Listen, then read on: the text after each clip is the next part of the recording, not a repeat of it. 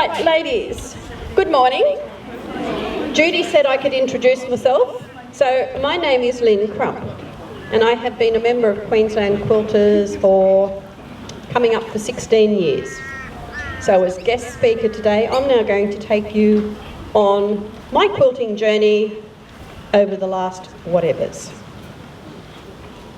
So I am the third child of 6 children. My mother was a professional cake decorator, even teaching it at TAFE. So that is where my creative comes from. My dad was a technical officer with the skill base of an electrical engineer. He was instrumental in the design of the underground electricity system in Sydney. So that is where the technical and mathematics know-how stems from. So just a bit of my background. Now let's skim through my years of knitting. At one stage there I was able to knit a jumper every 4 weeks, travelling to and from uni. And yes, I became very adept at Fair Isle. Making clothes, stitching tapestries, counted cross-stitch kits, hand embroidery, lino printing. I went to TAFE so I could actually learn how to lino print. Drawing house plans, which is an interesting one, to the extent that I actually drew the house plan up to scale for one of the houses that we built in Dubbo. And yes, Father's technical knowledge possibly came into there. And reading. Now, my mother-in-law's extensive collection of quilt books were devoured every time we travelled down and I stopped at my mother-in-law's. She lived in Victoria, I was living in New South Wales, so it was infrequently, but I read them all. We land in the year 2000. A quarter of a century seems like a long time ago. I was an assistant principal at a school in Dubbo, and I had volunteered to spend 2 weeks at the Paralympic Games in Sydney, hence the jacket. I was commuting to Sydney once a month for training, so I was busy. I also ended up volunteering at the opening and closing ceremonies for the Olympic Games. The experience opened my eyes to something other than teaching and spending some time on me. I was ready to resign on the spot because I found volunteering to be really fulfilling. Come New Year's Eve, however, my husband was flown by air ambulance to Sydney after suffering a heart attack. They stopped the Millennium Street Parade to let his ambulance through. Took a bit of talking, but they did. At the start of the school year, I sat down with my school supervising principal and explained that my husband had had a heart attack, my son was doing year 12, and my daughter was almost refusing to complete year 10. So I was going to be having a difficult year. So don't expect me to do many extra school things. By the second week of February, my husband had been given the all clear to take a long, slow 2-week trip to the USA for business, and I decided I need a bed cover for a king-size bed. I couldn't find a quilt I liked, so I thought I may as well make a quilt instead. Those weekends reading my mother-in-law books had shown me that I preferred curves to straight line piecing. So my first foray into quilting started in the last week of February 2001.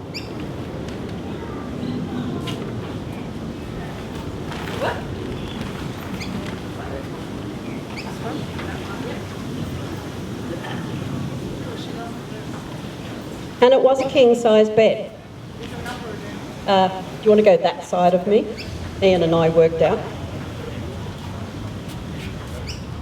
And there's no up or down. It was just a king-size, drunkard's path, using an ice cream lid for a template, cut using scissors, as I did not have a rotary cutter or rotary cutting mat, and a pencil, and I was on my quilting journey. So, first quilt. I look at it now and think, I'd love to quilt it some more. I did not quilt it, I sent it out to a long armour. So I'm now up to 24 years of piecing and then quilting. During my first 8 years of quilting, I made 103 items. So every 28 days, I was making a quilted project. Many adaptations of other people's patterns and some designing of my own quilts after learning new techniques from my own extensive library that I kept adding to. I took classes locally when I could, and with less than 15 hours notice, I was able to join in on 2 Gloria Lockman classes in October 2004.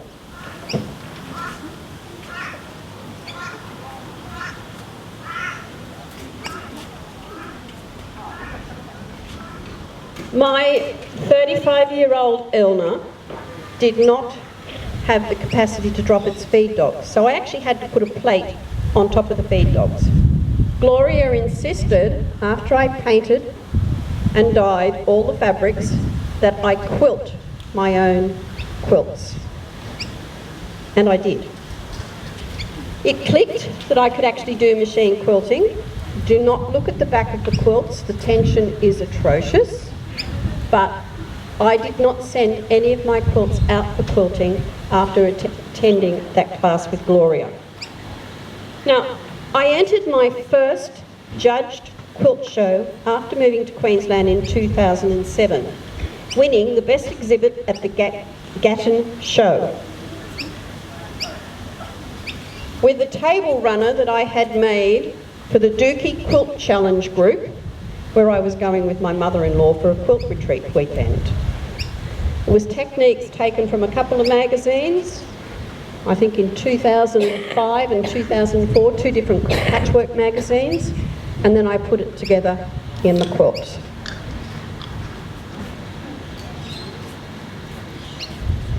I then also won, I think the following year, best exhibit at either Gatton or Laidley show with 65mm on Uluru.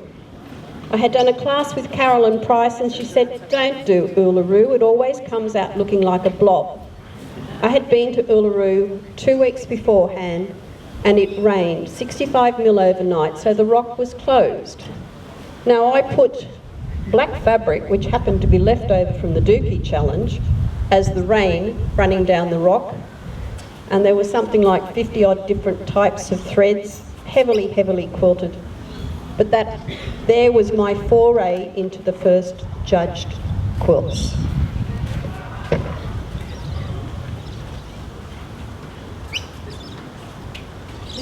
Now, skip through 8 years altogether. I'll take off the Paralympic.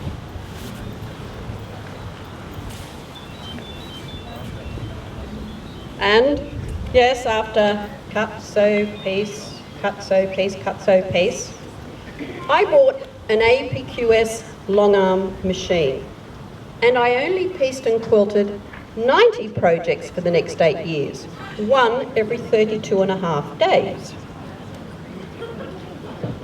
Hold it there. Look, I can strip again. Strip show. Yay. So here am I quilting away on my long arm machine. After I won Champion Quilt at Toowoomba Show in 2009, I stopped entering the local quilt shows in the Lockyer Valley, as I felt it was unfair on other patchworkers to be competing against someone who was a professional. In 2010, I won my first ribbon at Eka with Federation. Queensland Quilt Show at the time only had one category a professional could enter into, and there was only one prize. But I was really chuffed when Federation was chosen to represent Queensland at AQC in 2011. By now, my quilt making endeavours were to challenge myself by designing new quilts, learning even more new techniques both for piecing and long arming. A trip to Houston in 2010 had me spending 3 full days in classes while everyone else was sightseeing. Spring Diamond, doesn't really matter, was made for the Diamond Challenge, at Queensland Quilters, and that was after I had been to Houston and I found my quilting techniques improved tremendously. It was made from a swap blocks, so people all over the world, we were given 12 blocks. How do you combine them into a quilt? So I made spring diamond, as I call it, using my 12 blocks from a swap.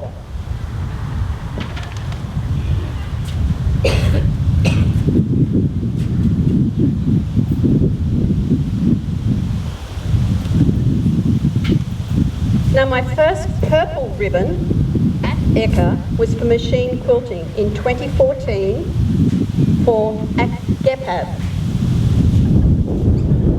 Actually, it wasn't for this one, it was for another quilt that lives in Dubbo with my daughter. This one won my first pink ribbon for machine quilting at Queensland Quilt Show in 2014.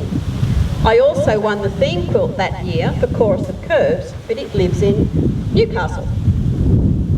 So this one was a challenge as well, and yes, the back highlights the machine quilting as much as the front because I used a plain sateen for backing.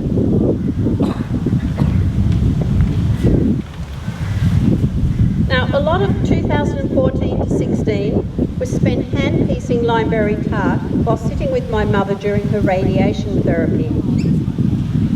It was also when I worked out a lot of my anger machine piecing, then quilting, featheration to blue. It's got ribbons hanging because it's about to go to Gympie and it needed the ribbons on it. So when this hung at the 2015 Quilt Show in Queensland, it won a machine quilting award and best of show.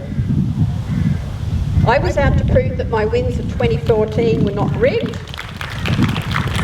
so I was pretty chuffed that it won best of show. It has then travelled to the United States twice, winning awards at Lancaster Quilt Show, and then it toured with the Sapphire exhibition through Houston Quilt Show. So it came home, went back again for quite a few whiles. My mother's passing in 2016 brought an end to my second year of quilting. By my granddaughter's count, I have 27 ribbons on my wall from that period of quilting. Change of show.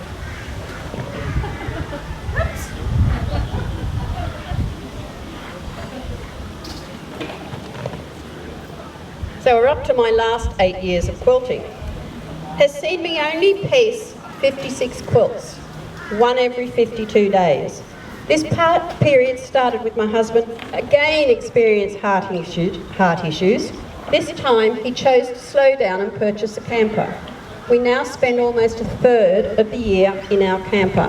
And this QR code quilt I made in 2021 when QR codes were all the thing, and it actually reads Les and Lyn, cruising and camping is the orange one, Crump.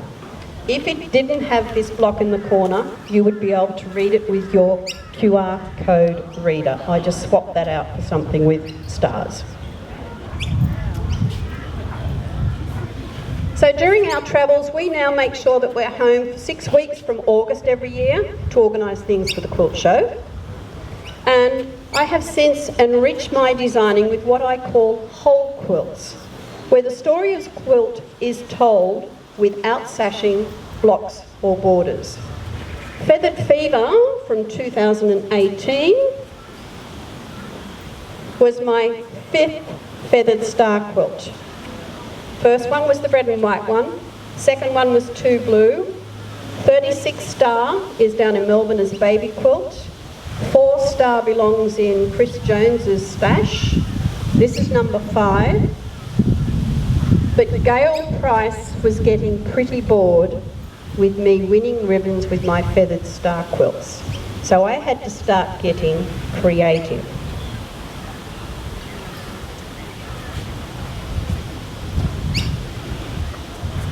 My 6-star quilt that I call it is actually Limeberry Tart, which was actually those 14,301 half-inch hexagons. My 7th feathered star was this one. Circling 7-star. So it is a 7-pointed star, it is a feathered star, and it has won Best of Show at both Queensland Quilters. It has won Best of Show at Ekka. I sent it overseas. It won a first prize ribbon at Paducah. It continued its journey and I won a 3rd place at Houston with it. So it again has all its ribbons on it ready for gimping.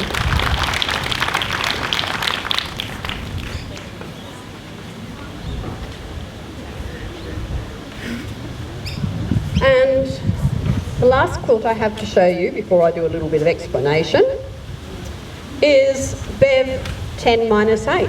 It's not a pieced stuff quilt. I entered this in the Australian Quilt Show through AQC, where it won Best of Show. There is, yes it is. It actually has a hanging sleeve both top and bottom, because at some shows in America, if it's more than a certain length, it needs to have a second sleeve at the bottom so they can loop it up. So Bev 10-8 has got 10 columns in it. Only 8 of them are pieced. So there's 2 that are quilted with a faint yellow thread on the far side. And there are lots of stars still on it, but it's not a feathered star quilt. So now my granddaughter keeps account for me. So there are 36 ribbons from the last 8 years of my quilt journey. Now, I always have one hand piecing project with me to sit and stitch with at night, or to grab in the car and go camping. Lately they have been for the theme of Queensland quilts. So you may have seen my GCR, which was the Great Central Road on Flying Geese. Ruby Lyn was actually the Ruby quilt, all hand-pieced in the car on the road. Gail doesn't really like me quilting king-size quilts. I have 6 grandchildren. These quilts are going to the grandchildren for their 18th birthdays, and by then I'll reckon they'll have at least a queen-size bed. So, king-size quilts I make. I have just started hand-piecing my curve quilt for next year's theme. Oh, she's having a peek. So it is packed in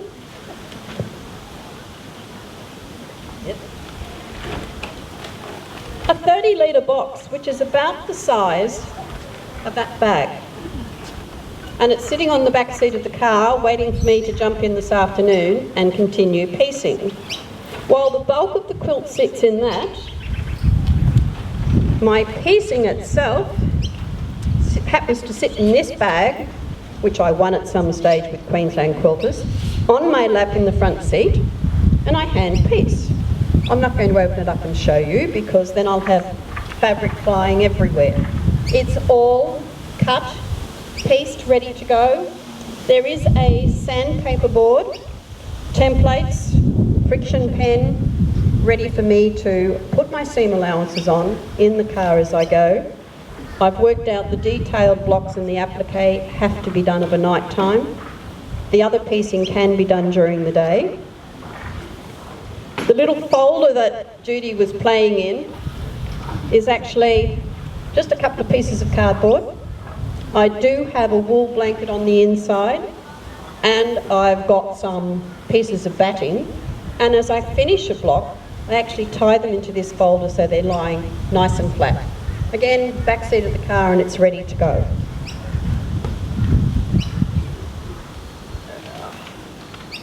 Now, I was recently asked what my current aspiration with my quilting is, and my reply was something to the effect, I have won 6 best of shows, first at Paducah, an award at Houston, so I am well satisfied with my achievements. Now I take on the challenge of designing something completely different, making it hard for anyone else to replicate, purely to challenge my piecing ability and give me a canvas to decorate with my quilting. My doctor reckons I shouldn't stop doing what I am doing, as it is keeping me mentally active and young. I don't think he would actually really appreciate how few steps I can achieve while piecing a machine king-size quilt on a seal featherweight machine while at Mount Panorama racetrack for the Bathurst 12-hour race. In only 4 square metres of space, you don't need to move far to press and piece. Of the more than 250 quilted items that I have made in 24 years of quilting, there are only about 61 at home. 4 are travelling, the rest have been given to friends, family, relatives, charities, acquaintances, and 3 have been sold. If you know anyone corporate that wants to buy a quilt, I'm sure I've got one that they could have. I'm still to make 1 more niece's wedding quilt. There is 1 UFO in the cupboard that will surface soon. A 40 from 13 years ago that I have all the fabric for. And coming in the car this morning, I quickly dashed out another way to change that pattern up for the umpteenth time. So it's coming, but it will be machine pieced. And a quilt entry that may be thrown together at the last minute if the member entries are thin on the ground. So that is my quilting journey. From now on in, I'd imagine I'd be lucky if I finish 3 quilts a year. So I'm not rushing into anything now. I'm enjoying life, and as the shirt says, thread happens.